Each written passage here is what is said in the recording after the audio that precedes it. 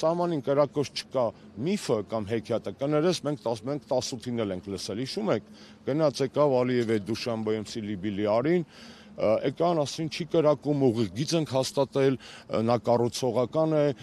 մենք չպետք է իրար համար դիվանագիտական թակարդներ ստեղծենք, դա իր սա հայտարարություններն է 18-19 թվականին, ինչով դա ավարտվեց, վիթխարի